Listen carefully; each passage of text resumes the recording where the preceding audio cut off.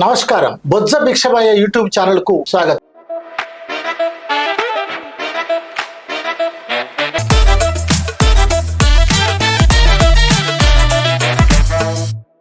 మిత్రులారా, మనతో మాజీ ఎమ్మెల్సీ ఏ నర్సిరెడ్డి గారు ఉన్నారు. వారి జీవితం అంతా ఉపాధ్యాయ రంగంలో ఉపాధ్యాయుడిగా, ఉపాధ్యాయ రంగంలో ఎమ్మెల్సీగా, ఉపాధ్యాయ సంఘం యొక్క నాయకుడిగా పనిచేశారు. ఈ రోజు నగరాల్లో, పట్టణాల్లో విద్య పరిస్థితి ఎలా ఉంది, ప్రభుత్వం ఆ విద్య ఎడల ఎలాంటి చర్యలు తీసుకుంటుంది అనే విషయాన్ని వారిని అడిగి తెలుసుకుందాం. ఎందుకంటే ఈ విషయంలో వారి నిష్ణాతులు. నర్సిరెడ్డి గారు నమస్కారం అండి. నమస్తే అండి. సార్, మీ జీవితం అంతా ఉపాధ్యాయులుగా, ఉపాధ్యాయ నాయకులుగా, ఉపాధ్యాయ ఎమ్మెల్సీగా పనిచేశారు. అవును. అలాంటి మీరు మన రాష్ట్రంలో 1 నుంచి 10వ తరగతి వరకు నగరాల్లో గాని, పట్టణాల్లో గాని విద్య ఏ విధంగా ఉంది, ఎక్కువ మంది గ్రామాల కంటే నగరాల్లో, పట్టణాల్లో చదువుతున్నారనేటువంటి విషయాన్ని మనం ఇక్కడ చూస్తే తెలుస్తుంది. అది నిజమా, వాస్తవమా, అలా ఎందుకు జరుగుతుంది? ముందుగా ఈ కార్యక్రమానికి నన్ను ఆహ్వానించిన భిక్షమయ్య గారికి హృదయపూర్వక నమస్కారాలు. ప్రేక్షకులందరికీ కూడా నమస్కారాలు. భారతదేశంలోనే తెలంగాణ రాష్ట్రం ఒక ప్రత్యేకమైన పరిస్థితిలో పాఠశాల విద్యారంగంగానే, ఉన్నత విద్యారంగంగానే కనిపిస్తున్నది. కారణాలు ఏంటంటే పట్టణీకరణ వేగంగా, నగరీకరణ వేగంగా జరుగుతున్న రాష్ట్రంగా నేడు తెలంగాణ ఉన్నది. జనాభా రీత్యా చూస్తేనేమో ఇప్పుడు తెలంగాణలో 50 నుంచి 51% వరకు ప్రజలు గ్రామాల్లో ఉన్నారు. మున్సిపాలిటీలు, మున్సిపల్ కార్పొరేషన్ లో కలిపి ఒక 49% మంది జీవిస్తున్నారు. ఆల్మోస్ట్ 50-50 ఉన్నారు. 50% వచ్చింది. కానీ అదే పాఠశాల విద్య, ఉన్నత విద్య కాదు. ఉన్నత విద్య అంటే పట్టణాలకు, నగరాలకి వస్తారు. అవును. కానీ 1 నుంచి 10వ తరగతి వరకు చదివే విద్యార్థులు చూస్తే కూడా 100కి 75 మంది ఈ పట్టణాలు, నగరాల్లోనే చదువుతున్నారు. 49% గ్రామాల్లో చదువుతలేరు. లేరు, 51 చదువుతలేరు. జనాభా 51% గ్రామాల్లో ఉంటది. కానీ విద్యార్థులు మాత్రం 25%, 25% మాత్రమే గ్రామాలలో ఉన్నారు. 75% వచ్చి ఈ రోజు నగరాలలో, పట్టణాల్లో చదువుకుంటున్నారు. ఇంకొక ట్రెండ్ ఏముందంటే ఈ రోజు ఇప్పుడు హైదరాబాద్ నగరాన్ని గ్రేటర్ మన ఆర్ఆర్ రింగ్ రోడ్ లోపల మొత్తాన్ని కలిపి క్యూర్ హైదరాబాద్ గా ప్రకటించారు. మీరు విని ఉంటారు. ఆ పరిధిలో 3 కార్పొరేషన్లు చేశారు. తెలంగాణ రాష్ట్రంలో 1 నుంచి 10వ తరగతి వరకు 59 లక్షల మంది పిల్లలు చదువుతుంటే దాదాపు 24 లక్షల మంది పిల్లలు ఈ ఔటర్ రింగ్ రోడ్ లోపలలోనే చదువుతారు. 24 లక్షలు, 59 లక్షలకు అంతమంది విద్యార్థులు ఇక్కడనే చదువుతున్నారు. అయితే ఇప్పుడు నేను నగరాలు, పట్టణాల విద్యకు సంబంధించి మీరు అడిగిన ప్రశ్న ఈనాడు తెలంగాణ రాష్ట్రానికి అత్యవసరమైంది. అంటే నగరాలు, పట్టణాల్లోనే పిల్లలు చదివిస్తున్నారు. అక్కడికే యువ దంపతులంతా కూడా మైగ్రేట్ అయ్యి, అంటే నివాస ప్రాంతాలు మార్చుకుంటున్నారు. ఈ స్థితిలో నగరాలు, పట్టణాలలో విద్యకు సంబంధించిన వసతులు, అంటే ప్రైవేటు విద్యారంగం బ్రహ్మాండంగా విస్తరించింది. ఒక్కటి నర్సిరెడ్డి గారు, 51% ఉన్నటువంటి గ్రామాలలో ఉండేటువంటి ప్రజలు ఇక్కడ చదివించడానికి కారణం ఏంది? నగరాల, పట్టణాల్లో ఆ గ్రామాలలో చదువు లేదా? ఆదాయ పరంగా చూసినా, ఉపాధి పరంగా చూసినా, తర్వాత కోరికల పరంగా చూసినా, ఈనాడు గ్రామీణ ప్రాంతంలో ఉన్న కోరిక ఏంటంటే ప్రతి యువ దంపతులు కూడా పట్టణము లేదా నగరంలో నివాసం ఉండాలనే ఒక కోరిక పెరిగింది. ఇది ఒకటిది. రెండోది, ఉపాధి పరంగా కూడా గ్రామీణ ప్రాంత ఉపాధి కంటే పట్టణ ప్రాంత ఉపాధి కాస్త మెరుగ్గా ఉంది. ఈ 2 కారణాల వల్ల మిగతా ఇబ్బందులు ఏమున్నా కూడా యువ దంపతులంతా పట్టణాలకు, నగరాలకు వలస వస్తున్నారు. మరి బడియుడు పిల్లలు అంటే 1 నుంచి 10వ తరగతి పిల్లలు ఎవరికి ఉంటారు? వీళ్ళకే ఉంటారు కదా, మీకు నాకు ఉండరు కదా.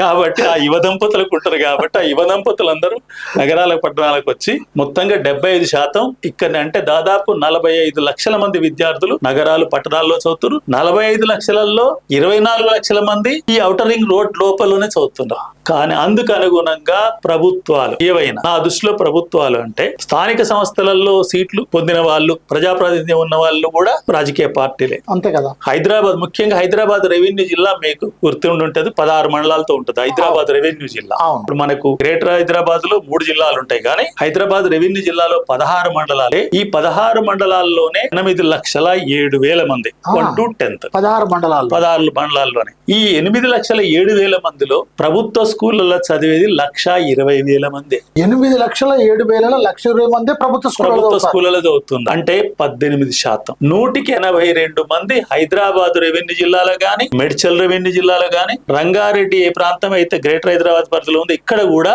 100కి 18 మంది గవర్నమెంట్ స్కూళ్ళలో చదివితే 100కి 82 మంది ప్రైవేట్ స్కూళ్ళలో చదవలసిన దుస్థితిలో తల్లిదండ్రులు ఉన్నారు. ఎందుకు వాళ్ళకి ఆ దుస్థితి? ఇక్కడ బళ్ళు సరిపోను లేవు. అదే చెప్పబోతున్నాను. హైదరాబాద్ రెవెన్యూ జిల్లా తీసుకుంటే 8 9 లక్షల మంది చదివే విద్యార్థులు ఉన్న జిల్లాలో 500 ప్రైమరీ స్కూళ్ళు ఉంటాయి, 182 హై స్కూళ్ళు ఉంటాయి, 9 మాత్రమే యూపీఎస్ స్కూళ్ళు ఉంటాయి. మొత్తం 691 ఉంటాయి. మీకు ఉదాహరణగా చెప్పాలంటే అదే నల్లగొండ కొత్త జిల్లాలు ఏర్పడ్డాక నల్లగొండ కొత్త జిల్లాలో 2 లక్షల మంది పిల్లలు చదువుతారు, మొత్తం ప్రైవేటు ప్రభుత్వం కలిపి. ఆ 2 లక్షల మంది పిల్లలకి అక్కడ 1400 గవర్నమెంట్ స్కూళ్ళు ఉంటాయి అక్కడ.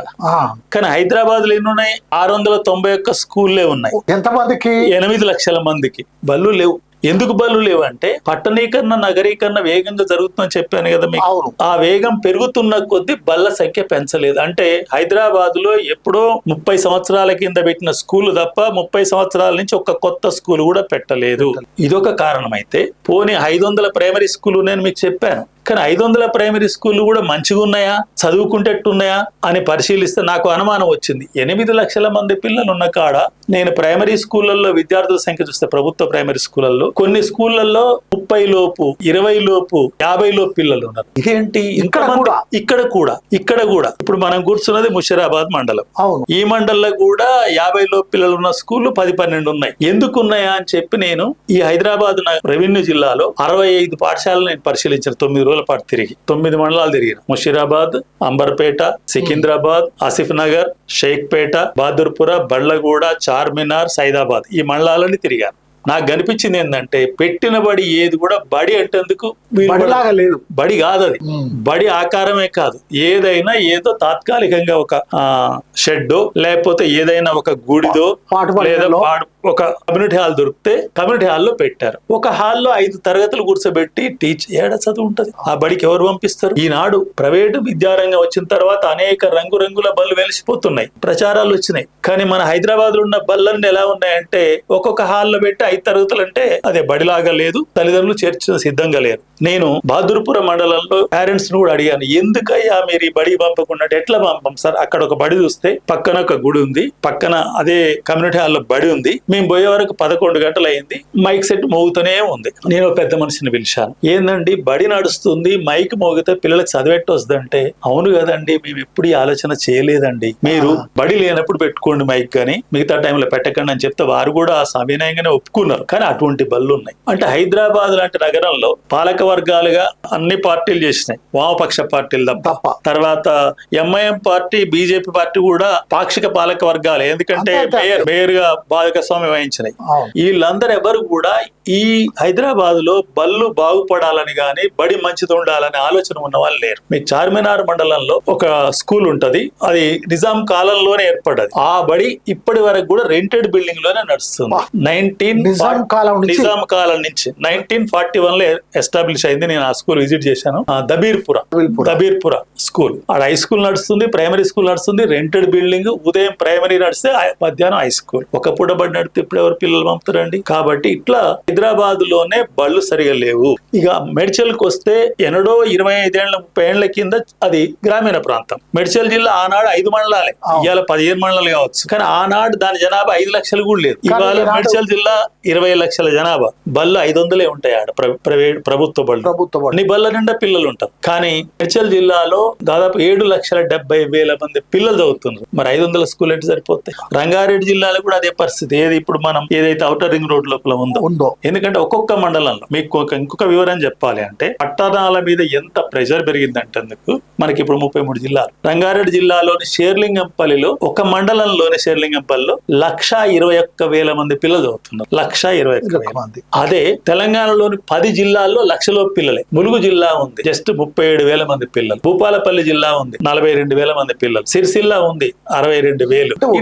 ఒక జిల్లాలో అంతే ఉంది, అంతే. ఇక్కడ ఒక మండలంలో మాత్రం మూడింతలు ఉంది. ఈ పెరుగుతున్న సంఖ్యకు అనుగుణంగా బళ్ళ సంఖ్య మార్పు చేద్దామని గాని ఆ పద్ధతిలో కొత్త బళ్ళు ప్రభుత్వ రంగంలో పెడదామని ఆలోచన ఈ ప్రభుత్వాలు ఎవరు చేయలేదు. ఏ కూటమి కాదు. మిమ్మల్ని నేను మరొకసారి అభినందిస్తాను. ఎందుకంటే ఈ అంశం మీద చర్చ పెట్టే మీడియా కూడా లేదు. ఈ రోజు అనేక మీడియాలో అనేక చర్చ చూస్తుంటాం. కానీ బళ్ళేంటి, చదువులేంటి, తల్లిదండ్రుల విద్య పట్ల ఎట్లా కష్టపడుతుండ్రు, ఎట్లా అప్పులు అవుతుండ్రు ఎవరు మాట్లాడుతుంటే ఇదే ఆశ్చర్యంగా ఉందండి. మరి నిజంగా అంటే నాకు కూడా నేను ఎప్పుడు ఎంతో సీరియస్ ఉందనే విషయం ఆలోచించాలి. ఇంత సీరియస్ ఉంది ఇప్పుడు. ఎంత అంటే పూర్తిగా సంక్షోభంలో ఉంది. పిల్లలు ఉన్న కాడ బళ్ళు లేవు, బళ్ళు ఉన్న కాడ ఇప్పుడు పిల్లలు లేవు. గ్రామీణ ప్రాంతాల్లో బళ్ళు ఉన్నాయి కానీ పిల్లలు లేరు. ఎందుకు పిల్లలు లేరంటే మీరు ఒక్కొక్క గ్రామానికి వెళ్తే ఆ గ్రామాలను వృద్ధ గ్రామాలు కనిపిస్తాయి. మిగతా వాళ్ళంతా మైగ్రేట్ అయ్యి మిడిల్ ఏజ్డ్ కాంచి మిగతా వాళ్ళు కానీ ఎంగేజ్ కూడా పూర్తి మైగ్రేట్ కాదు. Only residence shifted to town or city. వాళ్ళు పొద్దున్నే పోతారు, వ్యవసాయం అంటే వ్యవసాయం పనులు చేసుకుంటారు, కానీ నైట్ మాత్రం ఇక్కడికి వస్తారు. కాబట్టి పిల్లలు ఎక్కడ చదివిస్తారు? టౌన్ సిటీలో. దీనికి అనుగుణంగా తెలంగాణ ప్రభుత్వం పాఠశాల విద్యను పెద్ద ఎత్తున సంస్కరించవలసిన అవసరం ఉంది. ఆ పద్ధతిలో చేయవలసిన అవసరం ఉంది. అందుకనే నగరాలు పట్టణాల్లో విద్య అంటే కొనుక్కోవటం తప్ప చదువు కొనటం తప్ప చదువుకోవటం లేదు. మీరు ఉపాధ్యాయులుగా, ఉపాధ్యాయ సంఘ రాష్ట్ర నాయకులుగా, దేశ నాయకులుగా, ఉపాధ్యాయ ఎమ్మెల్సీ ప్రజాప్రతినిధిగా మరి ఈ విషయాలను ప్రభుత్వం దృష్టికి తీసుకెళ్లారా? చాలా సందర్భాల్లో తీసుకెళ్లాను. నేను తీసుకెళ్తే ఏమన్నది ప్రభుత్వం? ఈ పుస్తకం కూడా నేను కంపైల్ చేశాను. తెలంగాణ రాష్ట్రంలో పాఠశాల విద్య ప్రభుత్వ బడులు నిలబడాలి, చదువులో అంతరాలు పోవాలి, తెలంగాణ రాష్ట్రంలో పాఠశాల విద్యా విశ్లేషణ, అలుగుబెల్లి నరసింహారెడ్డి ఎమ్మెల్సీ. చూడండి, ఇది ప్రభుత్వానికి ఇచ్చారండి. ప్రభుత్వం అందరు ఎమ్మెల్యేలకు, మంత్రులకు అందరికి ఇచ్చాము, అధికారులందరికి ఇచ్చాను. తర్వాత నా ప్రోద్బలంతో చివరికి కౌన్సిల్ లో కూడా చర్చ పెట్టారా? కౌన్సిల్ లో కూడా పోయిన మార్చిలో చర్చ ఒక రోజు పెట్టారు. అందులో కూడా నేను చాలా వివరంగా మాట్లాడాను. దానికి సంబంధించిన బుక్ కూడా ఉన్నది. నేను ఇప్పటికీ విద్యారంగం మీద ఎమ్మెల్సీగా కనీసం ఒక 300-400 లేఖలు పెట్టుంటా.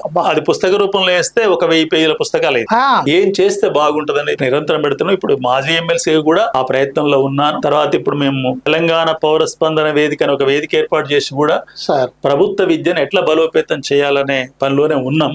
కానీ అనుకున్నంత స్పందన ఇంకా తీసుకురావాల్సిన అవసరం ఉంది. ముఖ్యంగా దీనికి కారణాలు పరిపాలించిన వాళ్ళందరూ, అది కాంగ్రెస్, తెలుగుదేశం, బిఆర్ఎస్ కావచ్చు, వారితో పాటు బీజేపీది, ఎంఐఎంది కూడా ప్రధాన పాత్ర.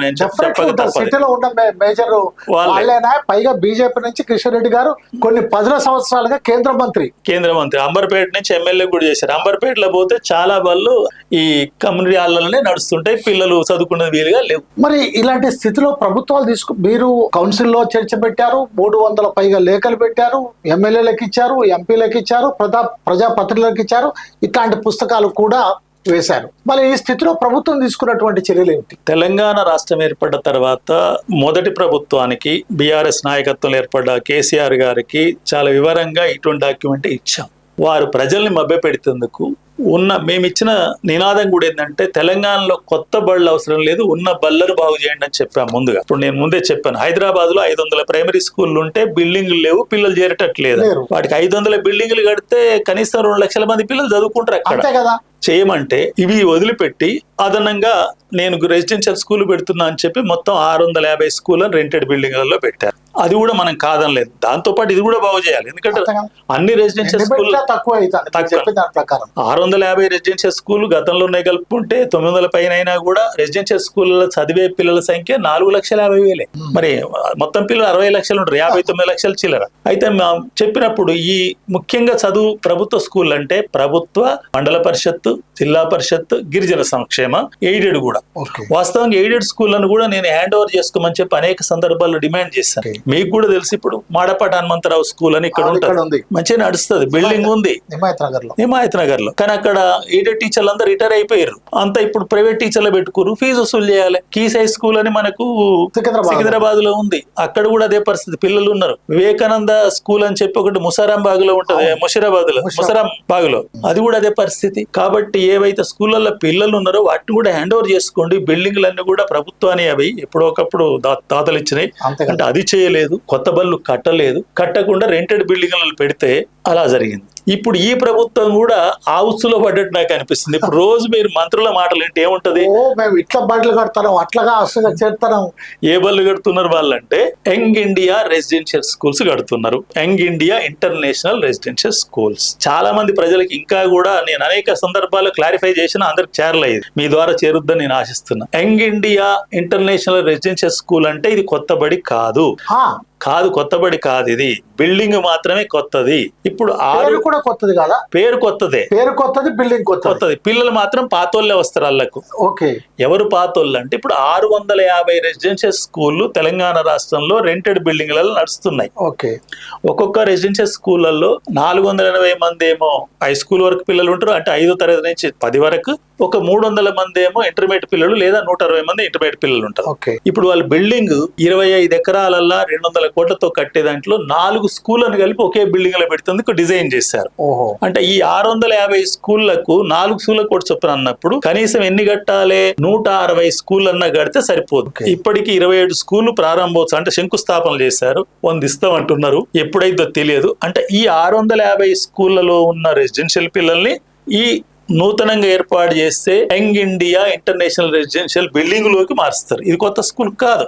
కానీ హైదరాబాద్ లో పిల్లలు చదువుకోవాలంటే ఈ బిల్డింగ్లు కడితే చదువుకుంటారు. మేడ్చల్ జిల్లాలో పిల్లలు ఎక్కువ మంది చదువుకోవాలంటే కొత్త బళ్ళు పెడితే చదువుతారు. రంగారెడ్డి జిల్లాలోని రాజేంద్ర నగర్ కావచ్చు, సరూర్ నగర్ కావచ్చు, షేర్లింగంపల్లి కావచ్చు, ఇక్కడ చదువుకోవాలంటే కొత్త బళ్ళు పెడితే చదువుకుంటారు. ఆ పద్ధతిలో పెట్టాలని చెప్పి డిమాండ్ చేస్తున్నాం. అది ప్రజా ఉద్యమంగా ప్రజలు ముందుకు వస్తే తప్పనిసరిగా ఇద్దని భావిస్తున్నాం. అంతే తప్ప అంటే వాళ్ళు రెసిడెన్షియల్ స్కూల్ అని పెట్టిపోతే వీళ్ళు ఆ రెసిడెన్షియల్ స్కూల్ బిల్డింగ్లు కట్టే పనిలోనే ఉన్నారు తప్ప విద్యారంగాన్ని మొత్తం బాగు చేసే స్థితిలో లేరు. కానీ స్టేట్మెంట్లు ఏమిస్తున్నారు, మేము ఇంటర్నేషనల్ స్థాయి విద్యను అందించడానికి యంగ్ ఇండియా రెసిడెన్షియల్ స్కూల్ పెడుతున్నాం అని ప్రతి మంత్రి అంటుంటారు, ముఖ్యమంత్రి గారితో సహా. అనటంలో మరి చెప్పాలి, ఇట్లా మీది కొత్తబడి కాదు, రెంటెడ్ బిల్డింగ్ లో ఉన్న పిల్లలకి ఇస్తున్నాం అని చెప్తే అసలు విషయం తెలిసిపోతుంది. అయితే ఇది ఎక్కడున్నా కూడా మీరు చెప్పేదాకా నేను కూడా అదే ప్రభలో ఉంటాండి, వీళ్ళు ఏదో ఇంకా పెడతారని. వాస్తవంగా దీని మీద ఇదే బయట ఉంటే నేను పోయినసారి నేను మార్చిలో ఎమ్మెల్సీ ఉన్నా కాబట్టి మార్చిలో బడ్జెట్ సెషన్ లో అడిగాను క్వశ్చన్. చాలా స్పష్టంగా ఆన్సర్ ఇచ్చారు. తర్వాత every year socio economic survey అని చెప్పి ఒక బుక్ కూడా రిలీజ్ చేస్తారు, మీరు చూసి ఉంటారు. అందులో కూడా యంగ్ ఇండియా రెసిడెన్షియల్ స్కూల్ గురించి రాశారు. Only the schools for rented building లో ఉన్న వాటి కొరకే రాశారు. ఇప్పుడు పోయిన బీఆర్ఎస్ లేదా టీఆర్ఎస్ ప్రభుత్వం కానీ, ఇప్పుడున్న కాంగ్రెస్ ప్రభుత్వం కానీ, లేక ఇక్కడ అధికారం లేకపోయినా కేంద్రంలో ఉన్నటువంటి బీజేపీ ప్రభుత్వం కానీ, అధికారం లేకపోయినా అధికారాన్ని చెల్లించేటువంటి ఎంఐఎం వాళ్ళు కానీ విద్య పైన నిర్లక్ష్యం వహించడానికి ఏం కారణం? భిక్షమయ్య గారు, నాకైతే నేను తెలంగాణ రాష్ట్రంలో గ్రామీణ ప్రాంతంలో పుట్టి పెరిగి నల్గొండ జిల్లా నుంచి వచ్చిన వాడిని. మొత్తంగా పరిశీలిస్తే ఇప్పటికీ ఈ దేశంలో రాజకీయ నాయకులుగా అంటే ప్రజాప్రతినిధులుగా ఎన్నికైతున్న వాళ్ళలో చాలా మంది భూస్వామ్య కుటుంబాల నుంచే వస్తున్నారు. వాళ్లకు భూస్వామ్య లక్షణాలే ఉంటున్నాయి అనేది నేను బలంగా నమ్ముతున్నా, నాకు కనిపిస్తుంది. ఆ లక్షణం అంటే ఏది? అందరూ చదువుకోని అవసరం లేదు, అందరూ సమానం కాదనే భావనే భూస్వామ్య భావన. ఆ భావన ఉన్న వాళ్ళు బళ్ళను ఎప్పుడు కూడా బతికించాలనో, మంచిబడి పెట్టాలనో, చదివించాలనో, ఈ రాజకీయ మీరు చెప్పిన అన్ని రాజకీయ పార్టీలలో ఆ లక్షణాలు ఉన్న వాళ్ళే మెజారిటీ ఉన్నారు. కాబట్టి మైనార్టీ ఉన్న వాళ్ళ పిల్లలు ఎవరు చదవరు, చదివిస్తేందుకు కూడా ఇష్టపడరు. ఎందుకంటే వాళ్ళకు సమానత్వ భావనకే వ్యతిరేకులు. బయటికి కనపడరు కానీ సమానత్వ భావనకే. నా పిల్లవాడు అందరితో చదవటం ఏంది, అలాగా జనంతో నేను నా పిల్లవాడు చదవటం ఏది అనేది ఉన్న వాళ్ళు ఇంకా ఉన్నారు. అటువంటి వాళ్ళు ఎక్కువ మంది ఎన్నికైతున్నారు. అందుకొరకే కిలోకు రూపాయి బియ్యం ఇస్తా అంటారు, ఇంకేదైనా సంక్షేమ పథకాలు అంటారు, మాత్రం బడిని బాగు చేస్తుంది మాత్రం సిద్ధపడతలేరు అనేది నేను భావిస్తున్నది. మరి అది వాస్తవా కాదని ప్రజలు కూడా నిర్ణయించుకోవాలని చెప్పి తెలియజేస్తున్నారు. మీకు తెలుసు, ఢిల్లీలో కేజ్రీవాల్ కొన్ని పాఠశాలలు ఇట్లాంటి ప్రైవేట్ పాఠశాలలకు ధీటుగా ప్రభుత్వ పాఠశాలను డెవలప్ చేసి అన్ని ఎమ్యూనిటీస్ పెట్టి చేశారు అని విన్నాను. నిజమా? వాస్తవం. చేయటానికి కారణం, చేసేందుకు డబ్బులు కావాలి కదా. అందుకనే ఢిల్లీ ప్రభుత్వం, కేజ్రీవాల్ ప్రభుత్వం ఉన్నంత కాలం ఢిల్లీ బడ్జెట్ లో 24% పాఠశాల విద్య కేటాయించి 24%. అదే మన దగ్గర 7.6 అనేది విద్య కనిపిస్తుంది, ఇతర డిపార్ట్మెంట్లు కూడా పెడతారు 11% ఉంటది. 24% కేటాయించి బళ్ళను బాగు చేశారు. అక్కడ ఎన్రోల్మెంట్ కూడా పెరిగింది. అక్కడ బళ్ళకు చాలా మంది మధ్యతరగతి తల్లిదండ్రులు కూడా తమ చదువుల భారం తగ్గిందని పంపిస్తున్నారు. నేను కూడా పరిశీలించాను, చూశాను. వాస్తవం అది. అదే కాదు, కేరళ మీకు కూడా తెలిసి ఉంటది. కేరళ మొదటి నుంచి విద్యారంగం మీద మంచి, అంటే అక్కడ వామపక్ష ప్రభుత్వాలు అదనంగా ఉండటం వల్ల కూడా ప్రత్యేక శ్రద్ధ పెట్టి మొత్తం ప్రభుత్వ విద్యారంగం నిర్వహిస్తున్నారు. ఇప్పుడు డిగ్రీ వరకు కూడా ఉచిత విద్యను ఇస్తారని కూడా ప్రకటించారు. ఎవరు కాదనలేని సత్యంగా ఉంది. ఆ పక్కనున్న తమిళనాడు కూడా మనకంటే చాలా మెరుగ్గా ఉంటది. కాబట్టి అది పినరై విజయన్ కానివ్వండి, ఇక్కడ స్టాలిన్ కానివ్వండి, ఆ విషయంలో బెటర్ ఉంది, చాలా బెటర్ గా ఉంది. ఇంకా మనకు కర్ణాటక కూడా మనకంటే పాఠశాల విద్యలో ప్రభుత్వ విద్యలో మనకంటే బెటర్ ఉంది. కర్ణాటక కూడా మనకంటే బెటర్ ఉంది. అన్నిటికంటే అత్యధికంగా ప్రైవేట్ అయిన రాష్ట్రాలలో తెలంగాణ రాష్ట్రం రెండవది. మన రాష్ట్రంలో పాఠశాల ఉన్నత విద్య ప్రైవేట్ రంగమే ఉంది. పాఠశాల విద్యలో అంటే 1 నుంచి 10 వరకే పోయిన సంవత్సరం లెక్క, ఈ సంవత్సరం లెక్క తీస్తే 100కి 36 మంది మాత్రమే ప్రభుత్వ విద్యలో ఉన్నారు. 36 పోతికి ఎంత 64 మంది ప్రైవేట్ స్కూల్లోనే ఉన్నారు. ముఖ్యంగా ప్రైమరీ ఎడ్యుకేషన్ చాలా బలహీనంగా ఉంది. ప్రీ ప్రైమరీ అసలు లేదు. ఇవాళ మన తెలంగాణ తల్లిదండ్రులే 3 ఏళ్ళు నిండగానే బడికి పంపాలనుకుంటారు తప్ప అంగన్వాడీ కేంద్రాలు పంపాలని ఇష్టపడతలేరు. ఈ స్థితిని అధిగమించాలి అంటే తల్లిదండ్రులు ఏం చేయాలంటారు? ఈ స్థితి అంటే పరిష్కార మార్గాలు ఏంటి? నేను కోరుకునేది ఏంటంటే తెలంగాణ రాష్ట్రంలో అనేక ప్రజా సంఘాలు ప్రజా సమస్యల కొరకు పనిచేస్తూ ఉన్నాయి. కార్మిక సంఘాలు ఉన్నాయి, వ్యవసాయ కార్మిక సంఘం ఉంది, మహిళా సంఘాలు ఉన్నాయి, విద్యార్థి సంఘాలు ఉన్నాయి, యువజన సంఘాలు ఉన్నాయి. వీళ్ళందరి కుటుంబాలే కదా ఇప్పుడు విద్య కొరకు తమ పిల్లల కొరకు 1000 రూపాయలు అప్పు సప్పు చేసి చదివించేది. అంతే కదా. ఈ ప్రజా సంఘాలన్నీ గనక విద్య పట్ల ప్రభుత్వ విద్యారంగం నిలబెట్టుకోవాలి, దాని కొరకు కృషి జరగాలనేది వాళ్ళ ఎజెండాలో భాగం చేసుకుంటే హైదరాబాద్ లో కొత్త బళ్ళు కట్టమంటే ఎవరిని కట్టరండి? ఆ డిమాండ్ వస్తే తప్పనిసరిగా అవుతారు. కాబట్టి ప్రజల నుంచి రావాలి. ఆ ప్రజలకు నాయకత్వం ఇస్తున్నటువంటి ప్రజా సంఘాల నుంచి రావాలి. ఆ డిమాండ్ కనుక చర్చకు వచ్చి డిమాండ్ వస్తే స్కూల్ కట్టడం పెద్ద కష్టమేం కాదు. ఒకటి ఆపుకుంటారు, ఇంకోటి. ఈ ప్రభుత్వాలు ఏం చేస్తున్నాయి? ఏది డిమాండ్ గా బయటకు కనిపిస్తుందో దాన్ని పరిష్కారం కొరకు చూస్తున్నాయి. ఓట్లు ఇప్పుడు మీరు ఇంత బీఆర్ఎస్ గతంలో పాలనలో ఉంటే ఇప్పుడు కాంగ్రెస్ పాలనలోకి వచ్చింది. ఎన్నడూ మాట్లాడినా బీఆర్ఎస్ ఏం మాట్లాడతారు? 2500 ఎప్పుడు ఇస్తావు, తులం బంగారం ఎప్పుడు ఇస్తావు అంటాడు తప్ప తులం బంగారం ఎప్పుడు కావాలి? పెళ్లి అయినాక కదా. అసలు పెళ్లి కాకముందు చదువు గురించి ఎవరికన్నాడు మాట్లాడరే? కాబట్టి ఇది డిమాండ్ రాజకీయ డిమాండ్ గా మారాలంటే ప్రజల డిమాండ్ గా రావాలి. ప్రజల డిమాండ్ గా రావాలంటే ఈ ప్రజా సంఘాలు గనక చొరవ తీసుకుంటే తప్పనిసరిగా వస్తుంది. వచ్చినప్పుడు వాళ్ళు పరిష్కారం చేస్తే ఏం పెద్ద ఖర్చు ఏం కాదు. ఇప్పుడు హైదరాబాద్ లో స్కూల్ కట్టాలంటే 2 కోట్లు పెడితే ఓ మంచి బిల్డింగ్ కట్టొచ్చు. 500 స్కూళ్ళకు 1000 కోట్లు, ఓ 2 ఏళ్ళు 3 ఏళ్ళు కట్టేయచ్చు.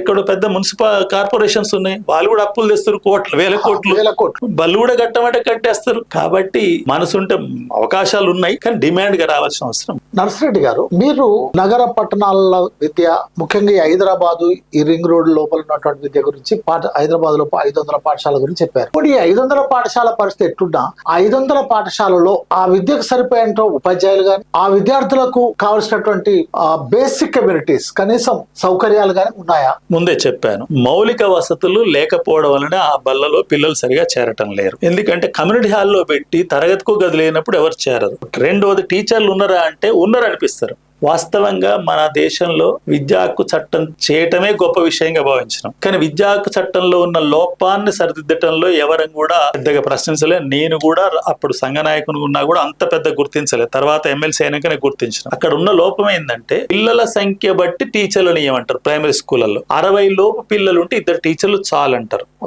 కానీ ప్రైవేట్ రంగం ముందుకు వచ్చినాక ప్రైవేట్ లో మీరు ఎక్కడ చూడండి 5 తరగతులు ఉంటాయి, తరగతికి టీచర్ ఉంటాడు తప్ప ఆడ పిల్లలు ఎంతమంది కాదు. కానీ ఇక్కడ ఏంటంటే 60 లోపు పిల్లలు ఉంటే 2 టీచర్లు చాలండి. 2 టీచర్లు ఒకరు సెలవు పెడితే ఒక్కరే కనిపిస్తారు. ఇది ప్రధానమైన లోపం, దీన్ని అధిగమించాలి. అందుకొరకు ప్రైమరీ స్కూల్ అంటే ఇప్పుడు ఒకప్పుడేమో 1 నుంచి 5 తరగతులు, ఇప్పుడు ఎల్కేజీ నుంచి 5వ తరగతి వరకు తరగతికో టీచరు, ఒక హెడ్ మాస్టరు, తరగతికో గది, ఒక 10 గదులు, 8 మంది టీచర్లతో నడిపితే బ్రహ్మాండంగా నడుస్తుంది. ఆ రకంగా తీర్చిదిద్దాలి. అట్లా కాకుండా ఆడ 20 మంది ఎవరు కాబట్టి 2 టీచర్లు ఇచ్చిన, 60 ఏళ్ళు కాబట్టి 2 టీచర్లు ఇచ్చిన అంటే ఆడ పిల్లలు రారు, అది చదువు కాదు.